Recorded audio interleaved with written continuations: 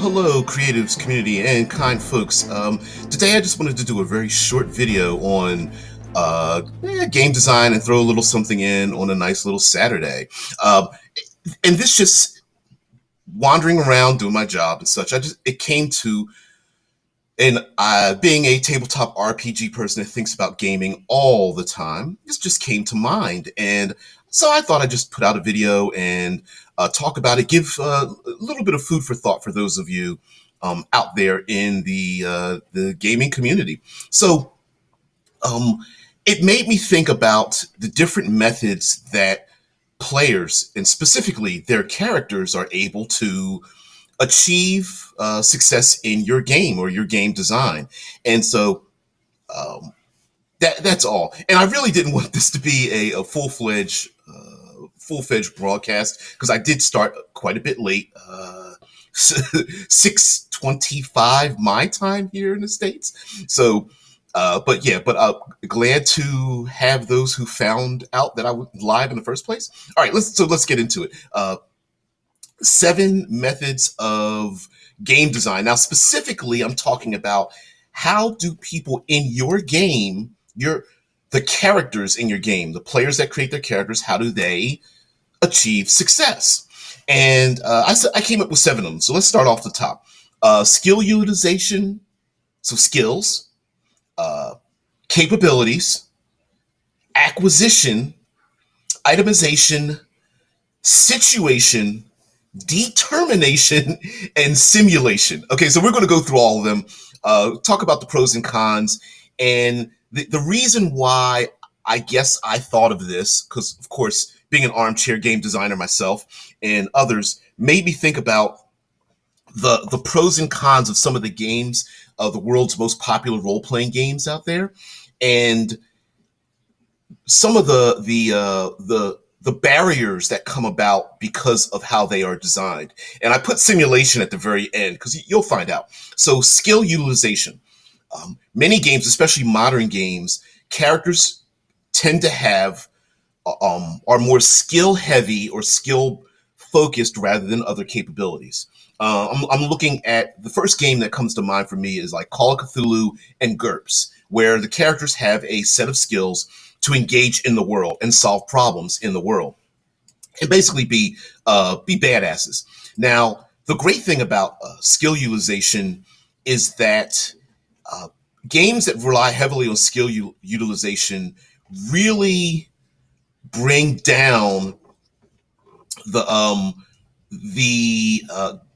I use the word gonzo a lot, but these are like very heavily modern games, human capability type games where psychic powers and magic or superpowers or cybernetics and things like that are possible in your world, but they take a back seat to the actual skill capabilities. Now, I've often mentioned something. One of the great this is my for my opinion one of the great things about skills also is that we get to rely on real world applications of those skills. So if you and your group or you want to make a game where we really want to delve into the real world utilization of those skills, survival, engineering, heck, being a sniper, interrogation, and you want to have those real world applications of your game, a skill heavy game works wonders. I've often the downside to having a skill heavy game is having what I call skill locking or like skill barriers, where there are so many skills that players, and while on paper the game designer is thinking, well, sure, there should also be 23 various, for example, scientific skills. The cost it takes for the players and the game master to both buy those skills and implement them in the game can become a barrier. Um, I often said that as excellent as the game is in Eclipse phase, the very first edition of that game for me had like skill locking. And what I mean by skill locking, as an example, would be let's go with the scientific skills. So we know there's like astrophysics and genetics and geology and chaos theory, and you can go on and on and on. But how often in a role playing game will we delve into the minutia of every scientific skill? And also, it becomes a barrier when players, let's say a player wants to make a scientifically capable character, are they torn between only buying, say, 5 great skills or 15 mediocre skills? And then lastly, I would say that the balance between for skill acquisition would be what is the cost effect analysis? So if it only takes 3 skills to be expert at guns, why does it take 8 skills to be an expert as a scientist? So I think those things are to think about. Nothing wrong with having a skill heavy game, but to understand that if a game master wants to have the characters, for example, be spies, exactly how many skills will the players need to have to be a spy, and how many obstacles will the game master introduce to confound those skills? So if you're going to have skills, you need obstacles for them to overcome and balance the utilization of those skills in the game. Second game theory, design theory is capability. A bit different than skill utilization. Okay, Rickard in live chat says you need enough skills to make skills a choice, but you also need to let the characters be good at something. And I think, as far as skill utilization, character creation, sometimes there can be a problem where a player wants to be good at a thing and they have to spread their points or character creation across a large set of skills rather than being able to hyper focus in a narrow set. And then unfortunately, when they dive into the world, they realize, like, oh, I want to be the person who pilots and drives things really good, but there's 18 different piloting and or driving skills to get. You know what I mean? So capability is a little bit different for me, for my definition, than skills. Capability is going back to the psychics, cybernetics, magic kind of thing, where the purpose of the game, and this is very much for superhero games, where it's not so much how good you are at something, it's having the thing that makes you separate from everyone else in the world. Uh, a, a a good example of this would be all the White Wolf games. My character is a vampire, therefore my character being a vampire makes me better than any human, any mortal in the world, and so those capabilities make me better.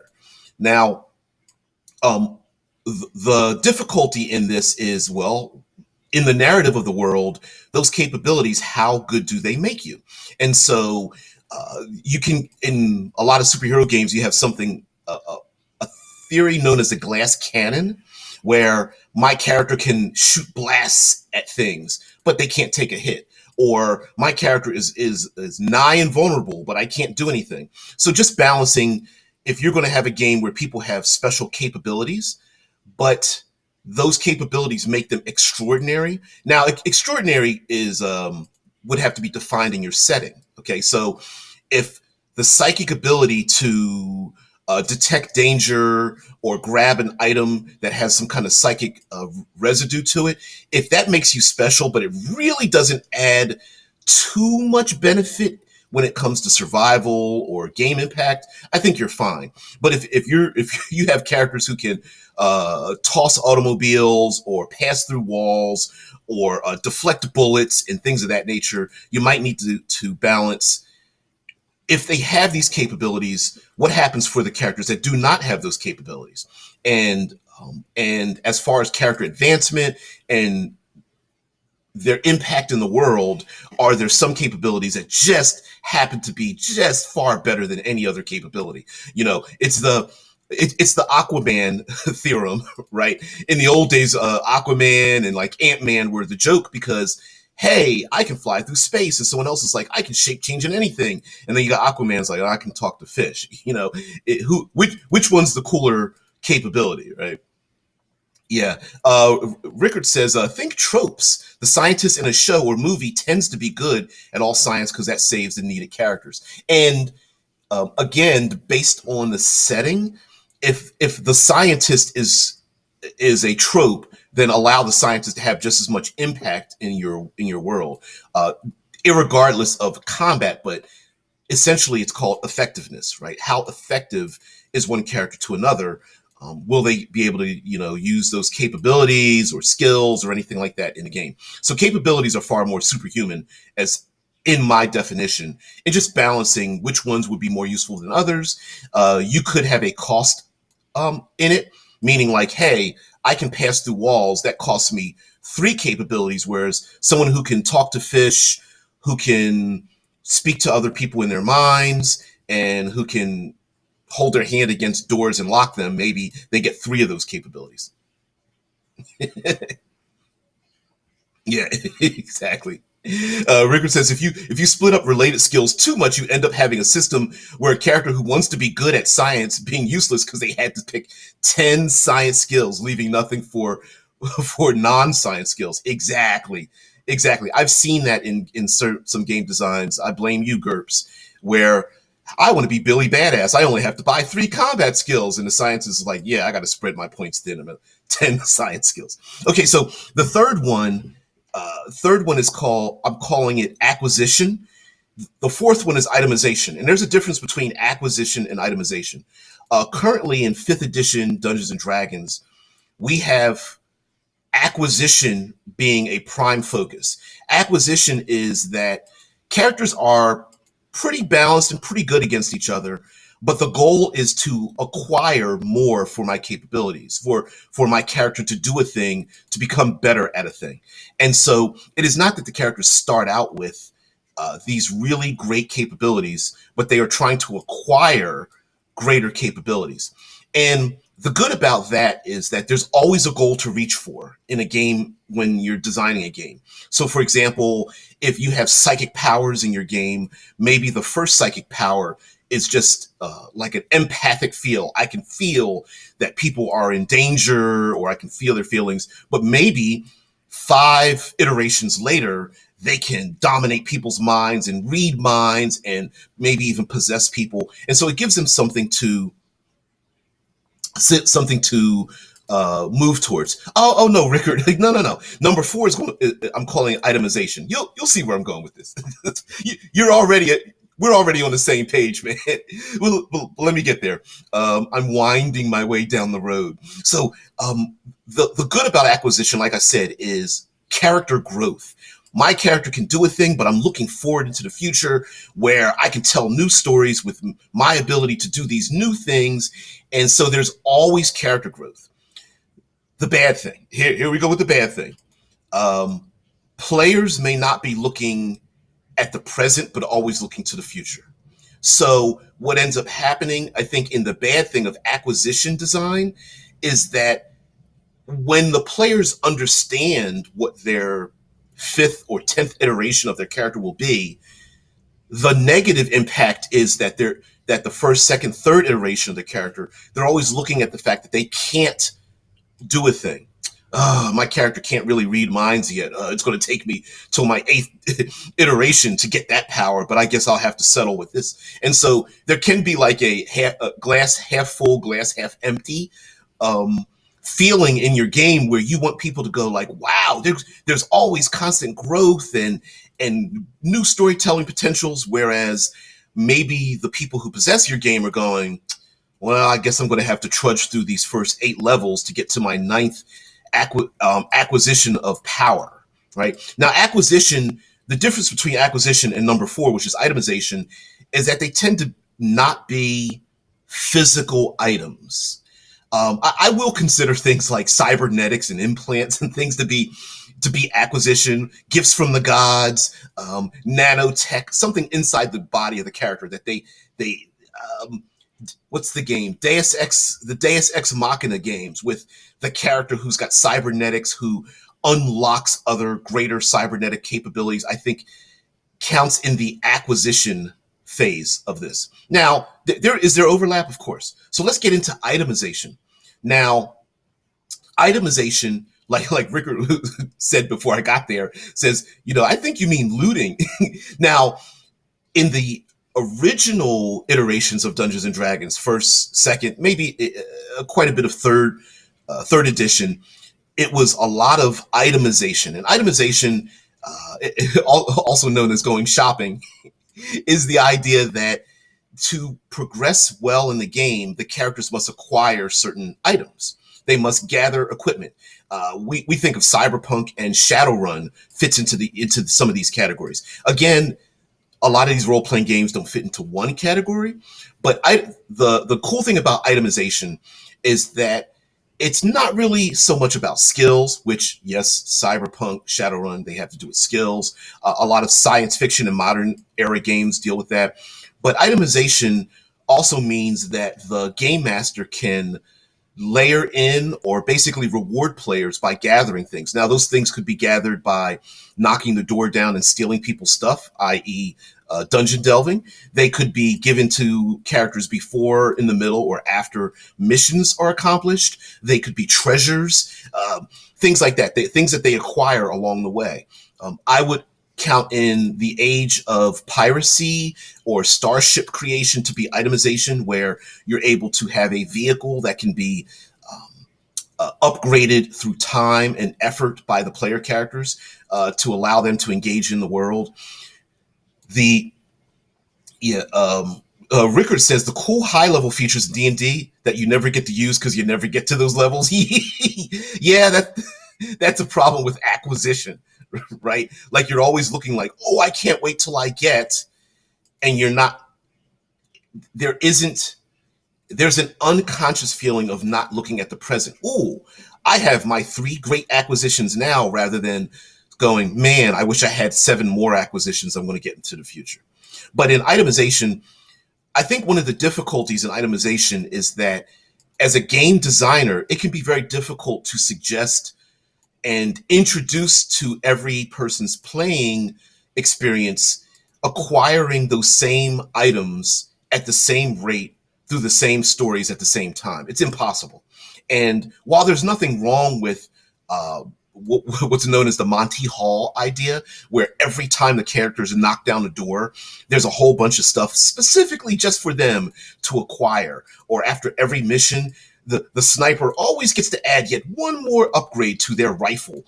You know, everyone's playing experience isn't the same. Some game masters or dungeon masters, I'm guilty of this, are pretty stingy about handing things out.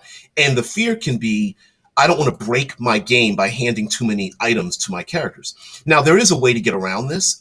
The Cypher system has, as a game design, hands out things known as ciphers, and they are one item, one use features.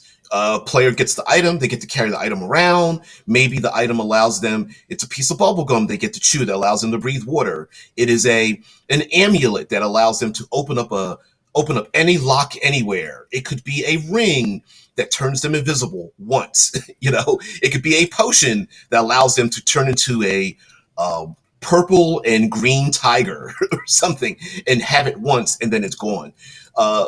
That is a good and bad itemization thing, because players, the great thing about one use, drop loot, one time only items is that the players have to be very creative with their use. Oftentimes one drop items are very bizarre and could be very quirky or very effective, but only usable once. Hey, I can teleport anywhere in the world once, right?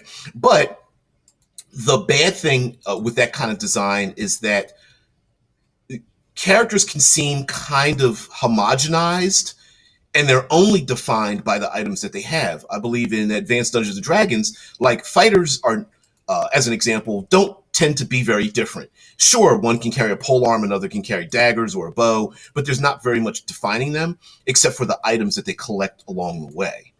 Rickard says itemization is a burden on the GM to have enough game design to know how to be able to balance it.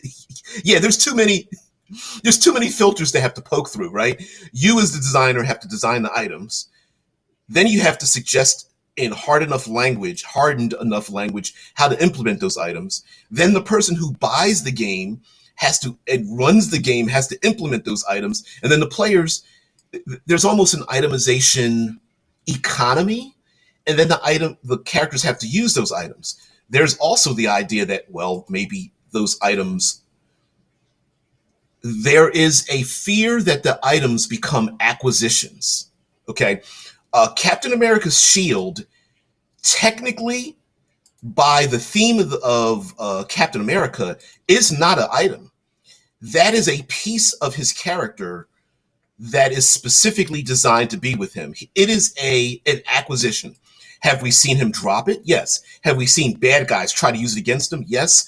But like Thor's hammer, Captain America's shield is as much an integral part of that character as anything else. Very rarely, except in dramatic moments, do we see Captain America lose possession of that shield for any reason. Destroyed temporarily, taken away temporarily, but it becomes an acquisition. It is part of his character. And so sometimes giving out, say, you have a Frostbrand sword, the second greatest sword in Dungeons and Dragons, as opposed to the Flame Tongue, is the Frostbrand sword. And when I pull the sword, it has a cold so devastating that when I slice my enemies, they shatter. Great. Okay. 3 games later, Game Master says, you come across a rust monster and it's gone. And the player starts to like balk at the idea that I've lost this great acquisition rather than a randomized item. Okay. So you also have to, game design wise, you also have to introduce the idea that not only will you gain these items, but you're also going to lose them. And that can be very difficult for a game master to introduce to their players to have them accept it. Okay, so we've got 3 more. 3 more. All right. Situation, determination, and simulation. All right. Situation. This is a rarity amongst role-playing games, but it's still possible. Situation, coming in a little late there, Kylie, but you're always welcome here. Situational game design is the idea that characters are more or less good or terrible at being successful in the game based on the situations that they are in. A situation could be physical one. I look at Fate for this example. So a situation is that there's a burning building, the roof is beginning to collapse, and the floor is going to cave in as well. So in Fate, depending on your die rolls, you can use the burning timbers, the falling roof, and the collapsing floor to better enhance or boost your character's capability. I'm going to kick the bad guy in the chest, and just when the ceiling collapses on them, and then he's going to fall through the floor right after, being burned against one of the burning timbers. Okay, that's how the game is narratively designed so that the situation becomes important. Now, it doesn't necessarily mean it has to be a physical environment. For example, in Dungeons and Dragons, you have rangers and rogues who are situational characters. Okay, the rogue has a sneak attack. Sometimes it used to be called backstab, but technically it doesn't necessarily need to be narratively described that way. But the rogue in a given situation can sneak up or sneak attack someone when an ally is nearby to become better at what they do. The ranger becomes better in their given habitat, their given environment or something. Yeah, the roof is on fire. We don't need no water. Okay. Anyway, the situational games can be emotional. Monster Hearts comes to mind about teenage angst, like Buffy the Vampire Slayer, where they play werewolves and ghosts and zombies and magi and psychics or something like that. Now, the good thing about situational game design is that it creates a shared experience of creativity and moves the spotlight around the game. So, for example, some characters in a social situation might be more effective than characters who are in a physical situation. And so by exchanging the two, moving them around, and even in those specific situations, maybe a character is better at intimidation rather than deception. And not that those are skills, but a character who's, let's say, for example, has deception situational ability means that if they are both in a social or physical or environmental situation, using deception makes them better. Now, the great thing about that, like I said, is creativity. Oh, in a social situation, I'm going to lie. That's my deception. In a environmental situation, I'm going to use bird calls or sound effects to distract someone. I'm going to deceive the people looking for me to have them look to the left instead of the right where I'm hiding. In a physical situation, I'm going to use deception and make them think I'm going to stab them, but instead I'm going to kick them in the nads, right? That creates creativity. The problem with game design for situation is that you have, much like modifiers, you'll have players start to hunt for the situation rather than narratively engage in the one that's before them. So, much like in Fate, a character who is very good in a situation where they are deceptive will keep trying to convince the game master that the situation that they are in corresponds with their greater capability. So an example is, player is confronted by the police in a modern setting. They are found red-handed. They have a gun in their hand. There's a dead body with bullet holes in it. There's no one around. They're in a dark alley. And then the player's like, they don't really know that I did it. I want to deceive the cops or something. And the game master's like, you can't use your deception to get out of this situation. Oh, well, see, what had happened was, and you'll have players more or less, instead of engaging in the situation, you know what, I am caught red-handed, some players will not let go of the fact of their situation that they are in because of the success and failure rate becomes less about the mechanics and more about convincing the social implications at the table. So we have two more before we get out of here: determination and simulation. Now, determination are games that use lots of things like known as bennies, hero points, moxie, inspiration, fate points. These are games where the character's capabilities are based more or less on the economy of spending points or tags or chips or something off their character sheet that allows the die rolls or randomizer to more or less work in their favor. And throughout the game, they earn these things to use them at the end. I believe there's games like the Fantasy Flight games that has the light side, dark side capability. You also have games where, like I said, hero points or moxie are spent, fate points are spent, and they allow them to modify the dice. Of course, with inspiration, with Dungeons and Dragons, you have advantage. You get to roll the dice twice and take the best result, and that kind of thing. Yeah, exactly. Rickard says, "Yo, Rogue, why are you running into the middle of the enemy mob?" Rogue's like, "I'm not running into the middle of the mob. I'm running to stand behind this guy so I can get sneak attack." Right? It's like, sneak. Wait, you just literally everyone can see you. There's nothing sneaky about that, right? Yeah, situational things that where players try to create the situation, finagle it as best as they can. All right, so I call this determination, although you could call it other things. Willpower is a stat that's been used in the White Wolf games, Vampire, especially the early iterations of them, Vampire, Mage, Werewolf, where you spend willpower, and spending your willpower grants you extra dice, or you need 5 successes to win. So by spending 3 points of willpower, you get 3 successes, that kind of thing. Now, the good about that, of course, is players need to balance that resource. Well, I'm all right with my gun because I've got a skill of 3 in it, whatever, in this game of 1 to 10. But if I save my points, I can play the sniper that I want.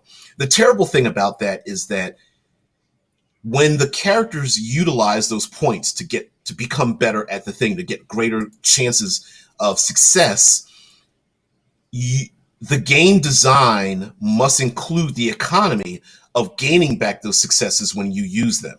So an example would be, I want to play a sniper.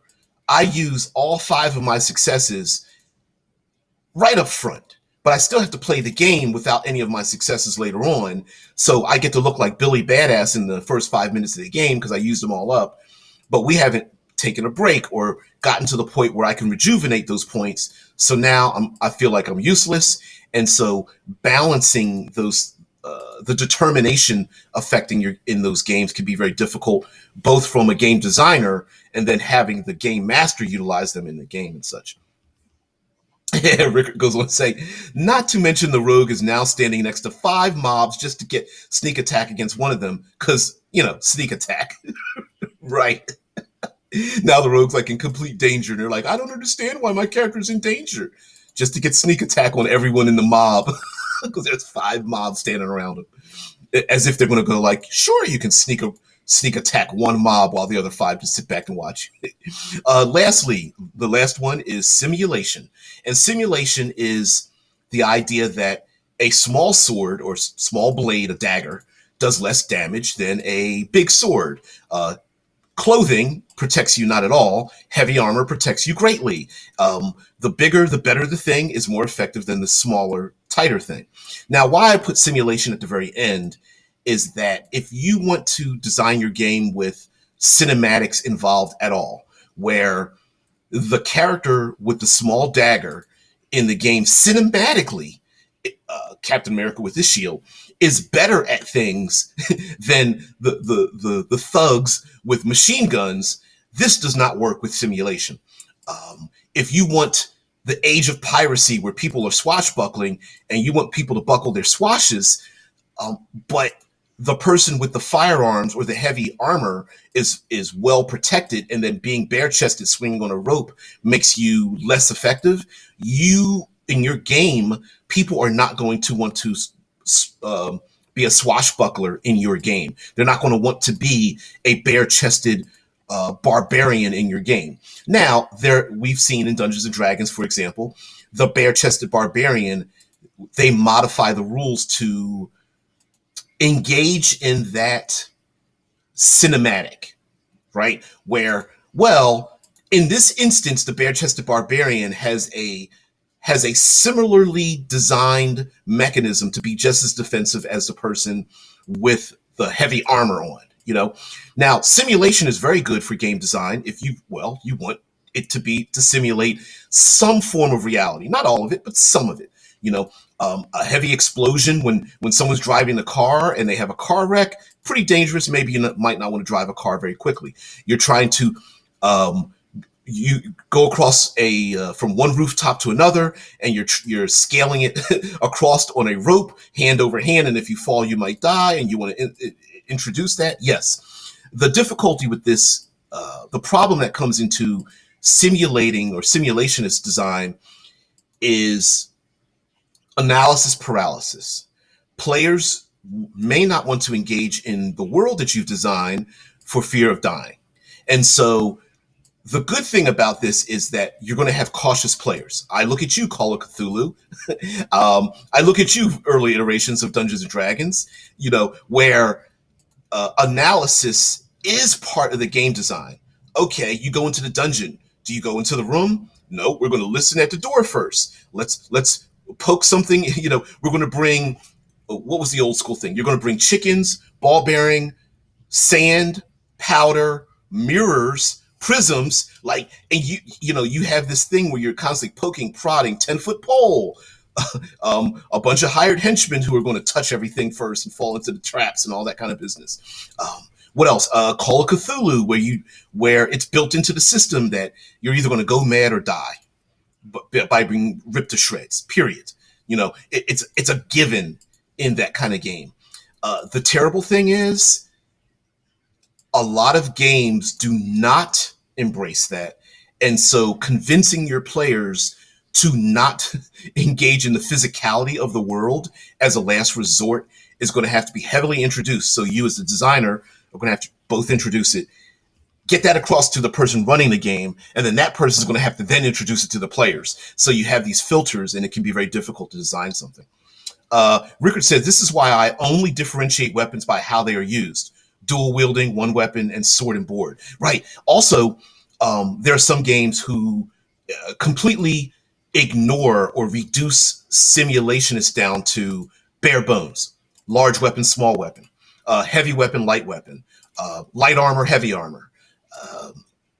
There's also skill capabilities, meaning like the weapon means nothing. It's the person who's using it. I am highly skilled. Oh, okay. Well, whether you're using a dagger or a longsword, it doesn't matter. You are a highly skilled person. What's the game? ICRPG, the Index Card RPG, where when you design your character has a die that corresponds to them using a weapon. Oh, I'm a great fighter. I have a D10. So whenever I pick up a weapon, I do D10 damage with it. Another character who is more brainy or is a wizard. Okay, when I pick up a weapon, it does D4. Doesn't matter what it is. I just do die 4 damage with it. So that's also capable a thing as well. And again, that probably fits into the capabilities or acquisition part of a game where, oh, my character's the brainy is very brainy. Whenever I pick up a weapon, it only does a die 4 damage. But later on in my career, I can up that to a die 12. But I don't have that yet. It also fits with archetypes, right? I'm the weapons user. It doesn't matter that I have an automatic weapon and the other person has an automatic weapon. I automatically do a die 12 damage. The brainy person, no matter whether they pick up the same weapon, automatic weapon, it still only does a die 4 because they are always less effective because my archetype is to be a battler as opposed to the other one. But anyway, guys, I just wanted to do something real quick. I really didn't. Sorry, Rickard. This wasn't anything personal. I didn't really actually have an interest in getting into the live chat because I didn't think anybody would be here. But I just wanted to throw something up on a Saturday and maybe even up on a Sunday or whatever, just to run some games and stuff. I mean, because I've been away for months and months, and I feel like I owe it to you guys. So anyway, guys, thank you very much. Seven game design methods, I guess you could call them, or how do you find success in your games? So summary, skill utilization. Here we go. Skill utilization, capabilities, acquisition, itemization, situation, determination, and simulation. All right. Skills, characters who have skills, capabilities, superpowers, cybernetics, acquisition. The more they adventure in your game, the better they get at something. Itemization, buying things and gathering items, getting loot, basically. Situation, characters are better when they are thrown into particular situations with their friends, family, physical, environmental, and combat situations. Determination, basically using points, moxie, inspiration, and lastly, simulation, utilizing the real world. All right, guys, thank you very much for being part of the show. Have a great one.